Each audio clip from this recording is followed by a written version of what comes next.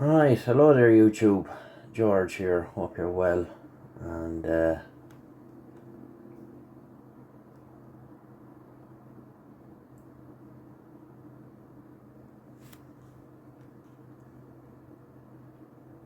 hope you're all well and happy. Right, so I have some stuff I've been working on here.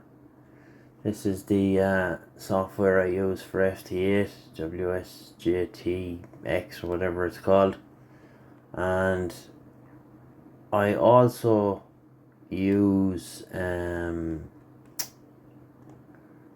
Log4OM, right? And what I always used to have to do up to this was, when I'd be finished here, I would have to go into File, and I'd have to go into the log directory, and there's the log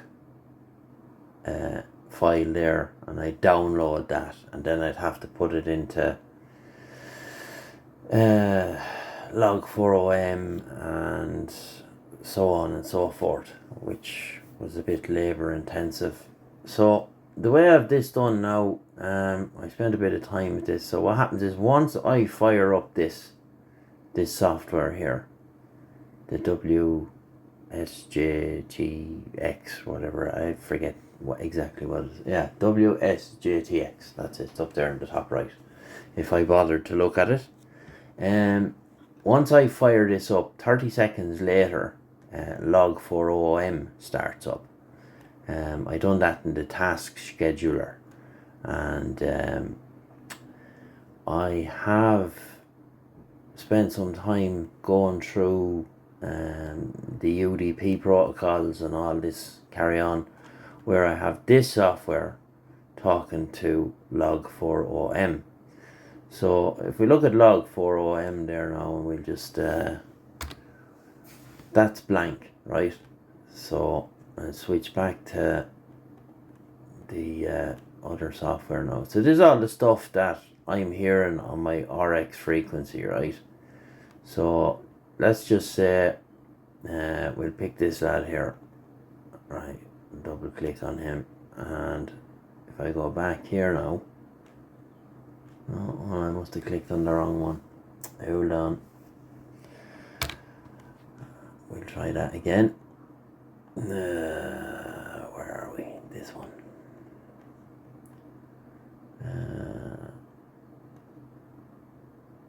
Okay. No. Sorry, no.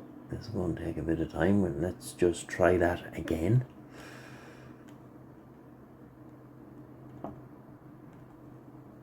So we've clicked on him there.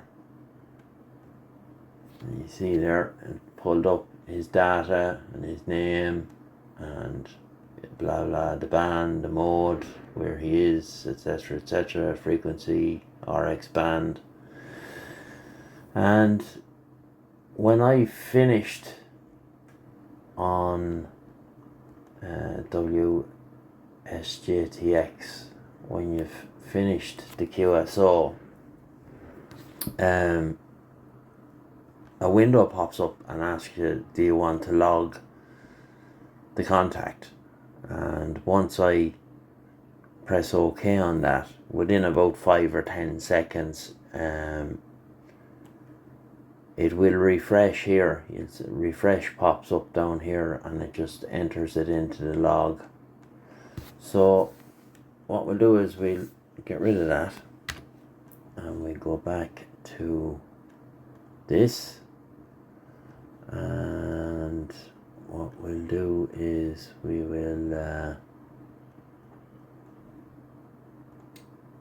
go into transmit, or call in CQ,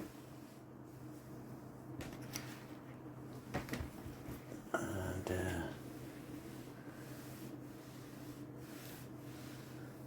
we'll see if we can make a QSO.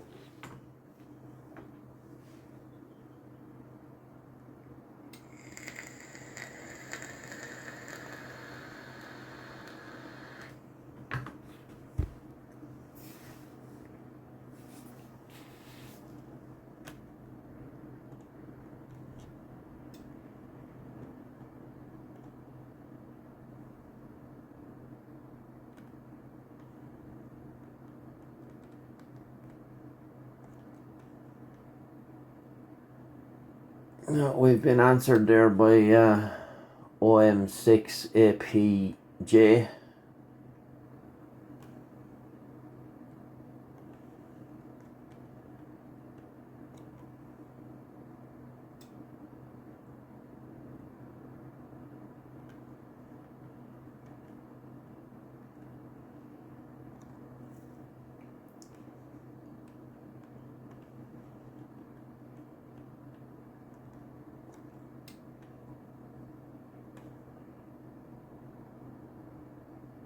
Don't know why that's not working. I'll have to look at the settings and that now and see why it's not working.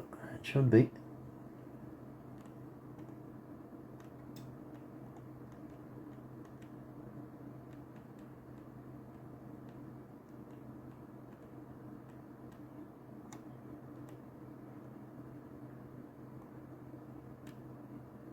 Right, so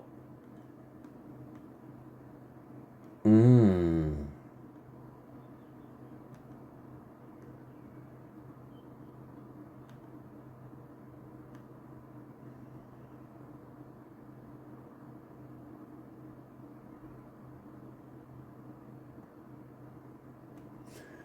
I click OK there. Now I tested this earlier and it did work. So look, there he is. It logged it. Even though it told me there was an error, it still logged it. So I can go back and you just go up here, then just hit escape. So, and what I also done with this is that I have it that Log4OM, when I close it down, it uploads a file to an ADIF file to my Google Drive and QRZ.com and Logbook of the World. So the reason behind all this and the meaning about this video, or the reason behind this video, sorry, I opened Log4OM the other day, yesterday, to import a bunch of FT8 contacts I made. If you see here, this is yesterday the 23rd. I made a bunch of them because I was in here editing and I wanted to import them in. And when I opened Log4OM, the first thing I always do is I go into recent QSOs. I like to have that window open. And when I opened it, it was blank. And even though my profile was here, and I do not know what happened. I have no idea, no clue what happened. So long story short, I had to pay to have a subscription on Log4OM, so I could download my log from there, because I would always upload it to QRZ.com, sorry. But upon doing that, then I thought it would be just a simple task of downloading the file from QRZ.com and importing it into Log4OM, and I'd have my log back. No.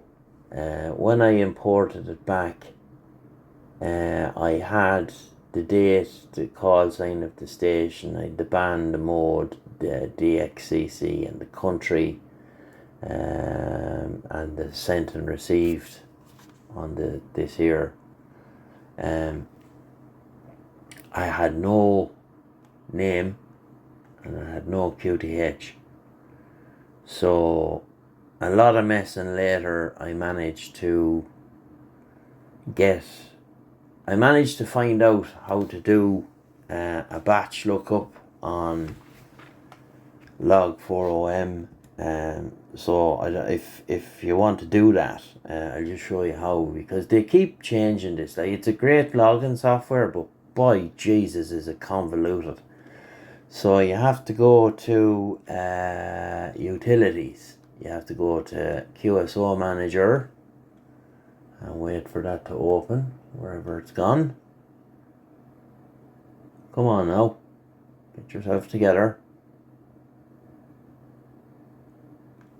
Where did that go?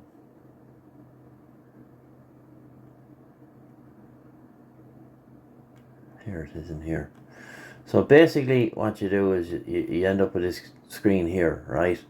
And what you do is you select all, and it turns blue, and then you go to up here, update info, and you click on that. So once you have it connected up to QRZ.com or Clublog or Logbook of the World or whatever the hell, once you click that, it will go off. It took about an hour because there was 3,500 or 4,000 contacts or whatever is in there. 3,619, sorry. And it went off, and it got the data that was missing and imported it. So yeah, it was like, that's not the first time that this has happened to me. At the very start, I suppose the first 5 or 6 years, I was using software called Logger32, which in its own right was pretty decent, and I knew it fairly well, or so I thought. I wasn't as savvy back then with regards to backing stuff up and whatnot. I just assumed that it had a backup file within the software, and I had a hard drive failure on a laptop. I used to have the shack out in the shed that time, and I was using a laptop, but I had it mounted on the back of the desk, and I had the external keyboard, the mouse and all that, monitor. And so basically I lost all the first 6 or 7 years of my activities. So you're going to ask now, well, how come you had all the trouble I had with Log4OM? What I had done was I had a USB key permanently plugged into the back of my computer for years, and every time I would finish, I would, before I closed Log4OM, I would export the ADIF file to the USB key. And I had an issue here where the power supply failed in my PC a while back, and I didn't notice until yesterday when I went to go and find the file on the USB key to import it back, that the USB key wasn't working anymore. So something must have happened when the hard drive or the power supply failed. It took out the USB key, and that was that. So lucky enough, I was able to get it back from QRZ.com, and although it doesn't make a lot of sense to me, if you export your ADIF file from Log4OM to QRZ.com, once it presents all the ADIF standard fields that are used, so from here to QRZ.com, everything's perfect. All your names, blah, blah, blah, everything. But coming back the other way, no.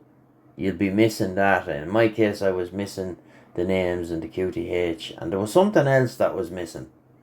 I think it was the band or something like that. But I managed to get that back as well.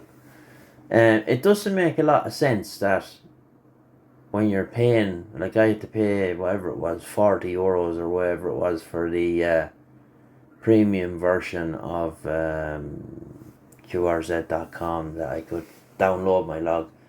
I just thought it was a simple matter of downloading it and banging it in and off you went, but no.